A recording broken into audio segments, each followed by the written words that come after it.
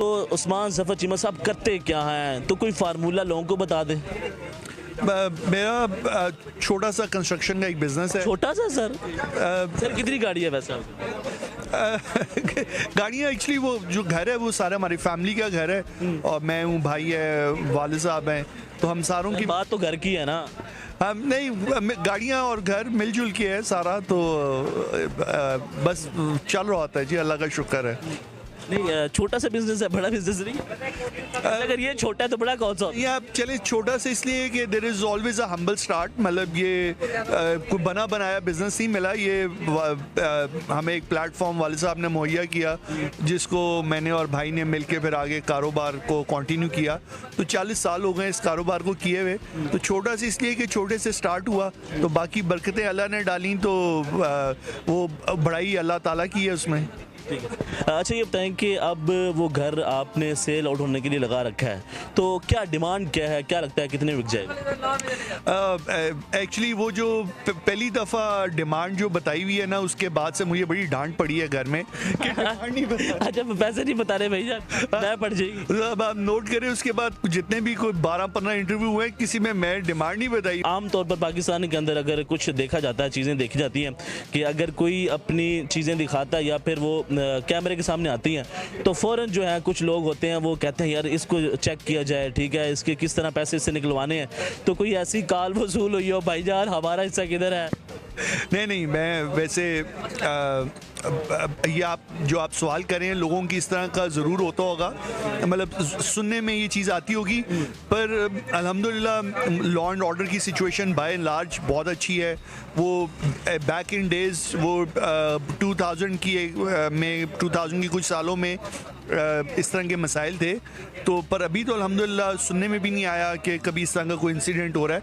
तो माशाल्लाह law and order है और अभी उम्मीद करते हैं कि आगे भी जो है इसी तरह पुरसुकून ज़िंदगी गुजरे। अच्छा, आपके घर के अंदर ये ड्रामा शूट हुआ, तो ये बताएं कि कितने दिन ये शूटिंग चलती रही और शूटिंग के दौरान जो घर वाले थे वो क्या कहते थे कि यार ये क्या घर में कोई आ रहा है, कोई जा रहा है, क्या हो क्या रहा है? घर में तो एक्साइटमेंट थी, मेरे बच्चे जो हैं वो सबसे ज़्यादा एक्साइटेड थे और शूटिंग जो है 4 दिन पहले एक दफ़ा हुई, फिर 4 दिन दोबारा एक स्ट्रेच में हुई और फिर उसके बाद एक दिन करके 2-3 दफ़ा और, तो मैं ऑलमोस्ट 11 दिन जो है वो शूटिंग हुई है। अरे सर ये बताएं कि सबसे पहले जब ये ड्रामा लिखा गया उन्होंने सबसे पहले परिजात को तलाश किया, फिर कमाली को तलाश किया, फिर आपके घर को कैसे तलाश कर लिया? हाँ, घर एक्चुअली शायद सालों से पहले तलाश हुआ हो। वो सबसे पहले आपका घर तलाश हुआ? हाँ, वो जो हम टीवी वाले हैं उन्होंने ऑलमोस्ट 1 साल पहले ही घर को आइडेंटिफाई कर लिया था और उन्होंने कहा जी कि हम इस घर को ऐसा ड्रामा जो इस घर से के मुताबिकत हो वो वाला जब आएगा तो तब हमने इसको शूट करना है। तो उससे पहले जो है हमने इसको किसी ऐसी जगह शूट कर। कितने पैसे लिए सही?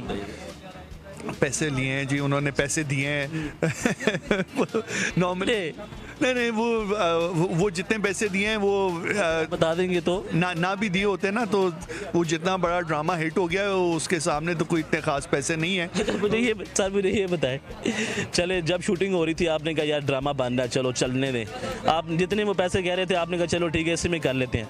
जब वो ड्रामा पूरे पाकिस्तान के अंदर हिट हुआ, उसके बाद इंडिया में हिट हुआ, उसके बाद बांग्लादेश में इसको देखा जा रहा है, ये सवाल पैदा हुआ यार ज़्यादा पैसे देते हो?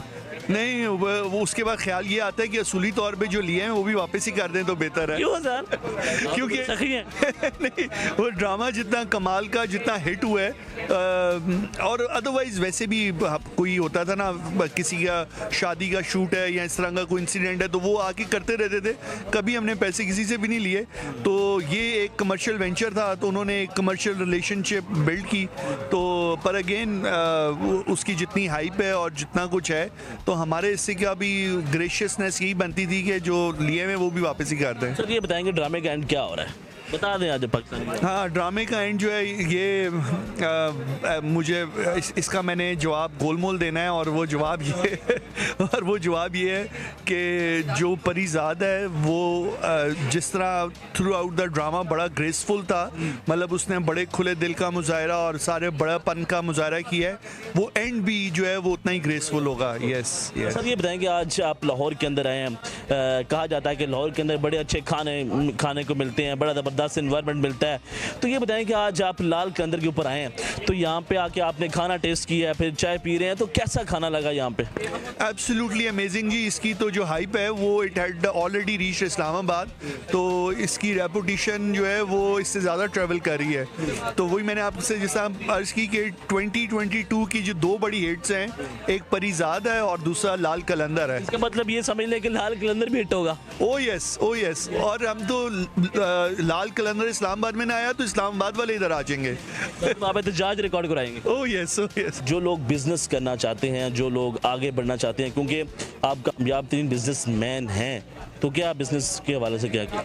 जी, मैं ये इधर बिल्कुल ये पैगाम देना बनता है, और वो ये है कि ये लाल कलंदर है या कोई भी बिज़नेस है, उसको अपने टैक्सेस, उसको अपनी लीगल कंप्लाइंसेस सारी पूरी करेगी और करनी चाहिए। और उससे क्या होगा, अगर वो करेंगे तो वो फिर मैकडोनल्ड, पिज़्ज़ा हट जैसे बड़े ब्रांड बनेंगे जिसकी वर्ल्ड वाइड रिकग्निशन होगी।